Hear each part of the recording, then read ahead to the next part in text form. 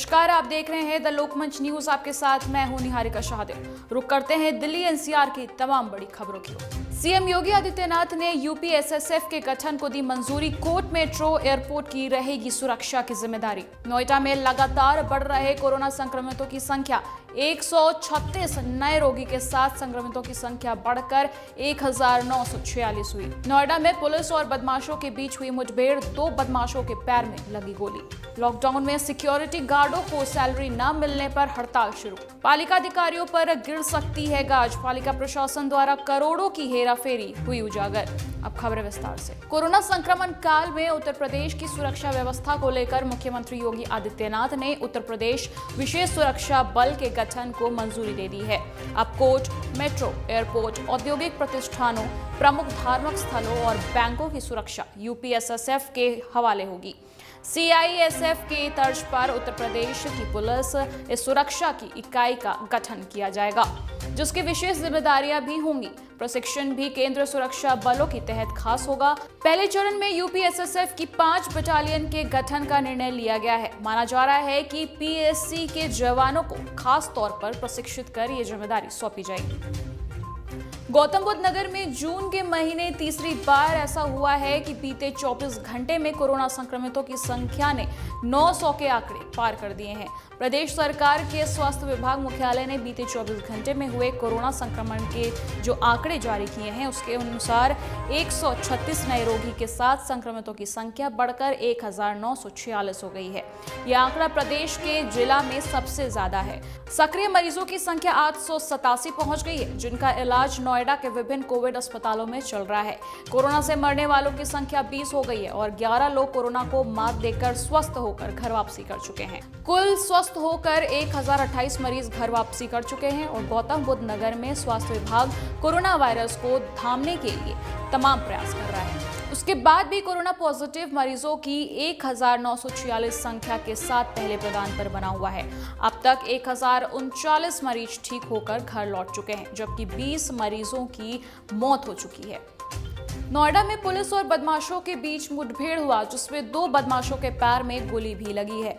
आपको बता दें, थाना के 20 पुलिस के बदमाशों से मुठभेड़ हुई है। वहीं बदमाशों के पास से चोरी की एक बंदूक और बाइक बरामद हुई है। 24 जून को बदमाशों ने नोएडा के सेक्टर 9 की एक कंपनी में चोरी को अंजाम दिया था। पुलिस ने आज सुबह संदिग्ध अवस्था में घूम रहे बदमाशों पर जानलेवा हमला किया, जिससे बदमाश घायल हो गए और उन्हें पकड़ने में पुलिस कामयाब रहे। वहीं घायलों पर 15 से भी अधिक लूटपाट के मामले पंजीकृत बताए गए हैं। कोरोना वायरस जैसी गंभीर बीमारी में बड़ी इंडस्ट्री से लेकर आम जनमानस को कारोबार को लेकर बड़ी हानि का सामना करना पड़ रहा है। आज फिर एक नया मामला आया है। गाजियाबाद के थाना इंद्रापुरम विंगसर पार्क सोसाइटी के सिक्योरिटी गार्ड हड़ताल पर आ गए हैं। जरा नजर डालिए कि इस पर सिक्योरिटी गार्डों का क्या कहना है। 3 महीने हो गए। एक इन लोगों ने फर्जी सर्टिफिकेट बनाया, उसमें 2-4 पागल लोगों को साइन करा दीजिए। सर उसमें पूरी सैलरी ले गए, हमें कोई खबर नहीं। आपको तनख्वाह मिल रही है या नहीं मिल रही? नहीं मिल रही सर। कब से नहीं मिली? 3 महीने हो सर, 4था महीना लगने वाला। तो आप लोगों ने क्या हड़ताल की है यहाँ? हड़ताल इसलिए कि सर कि मकान मालिक मार रहा है, दुकान वाला भगा रहा है, रोड पे खड़े। कितनी दिक्कतें आ रही हैं घर से? इतनी आ रही, फांसी लगा लेगी, पेड़ में लगा के। जी विंगसर पार्क में काम करते हैं। क्या काम करते हैं? गार्ड की ड्यूटी करते हैं। क्या दिक्कतें आई हैं? आप लोग बाहर क्यों खड़े हैं? सर ये पेमेंट नहीं मिल रही है, इसलिए खड़े हैं। कितने दिनों से तनख्वाह नहीं मिली? 3 महीने हो गए। 3 महीने? Yes sir. अब देखना होगा कि शासन सिक्योरिटी गार्डों की इस परेशानी को किस तरीके से हल करता है और जिन्होंने इनका पैसा रोका हुआ है उनके खिलाफ क्या कानूनी कार्रवाई होती है। गाजियाबाद के मोदी नगर इलाके में नगर पालिका के अधिकारियों द्वारा भू माफियाओं से की गई साठगांठ के बाद करोड़ों रुपए की हेराफेरी का मामला सामने आ रहा है। ये पूरा मामला एक एनजीओ के द्वारा उठाया गया है, जिसके बाद से पता चला है कि मोदी नगर नगर पालिका क्षेत्र में सरकार के आदेश पर चयनित किए गए करीब 100 से अधिक अवैध कब्जाधारियों की सर्वे रिपोर्ट में अधिकारियों द्वारा जमकर हेराफेरी की गई है और अपने चहेतों को लाभ पहुंचाया गया है। इतना ही नहीं, ये भी सामने आया है कि जिन भू माफियाओं के कब्जे से अवैध कब्जे हटाने जाने थे और जुर्माना आदि वसूलने के नाम पर कई के विरुद्ध न्यायालय में मुकदमा पंजीकृत किए गए, तो कई को राहत भी दी गई है। लेकिन मुकदमों की पत्रावलियों की सुनवाई के लिए उपश्रम आयुक्त गाजियाबाद के कार्यालय भेज दिया गया और करीब कुल 56 मुकदमों की पत्रावली ऐसी थी जो मोदी नगर परगना मजिस्ट्रेट के न्यायालय में लंबित थी, जबकि ये मामले लगभग 150 थे। शासन के निर्देश पर 26 जून को उपश्रम आयुक्त गाजियाबाद के कार्यालय ने करीब 56 पत्रावलियों को परगना मजिस्ट्रेट के न्यायालय सुनवाई के लिए वापस भेजा था, लेकिन चिन्हित किए गए भूमाफियाओं को लाभ पहुंचाए जाने की मंशा से पालिका प्रशासन द्वारा लगभग 100 से अधिक मुकदमों की पत्रावली 3 सालों से पालिका में फैले भ्रष्टाचार और लापरवाही के कारण उपश्रम आयुक्त के यहाँ अभी भी लंबित पड़ी हुई है, जिससे ये साफ होता है कि पालिका अधिकारियों के द्वारा जिन फाइलों को रोका गया है, ऐसी सभी भूमाफियाओं के द्वारा साठगांठ कर सरकार को जमा होने वाले राजस्व को हानि पहुंचाई जा रही है, यानी कहीं न कहीं इसमें घोटाला उजागर होता है। बहरहाल अब ये मामला तूल पकड़ता जा रहा है। गहनता से जांच के बाद कई अधिकारियों पर गाज गिरनी है। इसमें शासनादेशों के अनुपालन में तत्कालीन अधिशासी अधिकारी द्वारा सन 2017 में 173 मामले 173 मामले श्रम आयुक्त श्रम आयुक्त गाजियाबाद के यहाँ भेजे गए थे। उसके पश्चात दोबारा शासन से आदेश हुए कि ये परगना मजिस्ट्रेट इन मुकदमों को सुनेंगे, तो उसमें 56 मुकदमे 56 पत्रावलियाँ परगना मजिस्ट्रेट मोदी नगर के यहाँ वापस कर दी गई उनके द्वारा।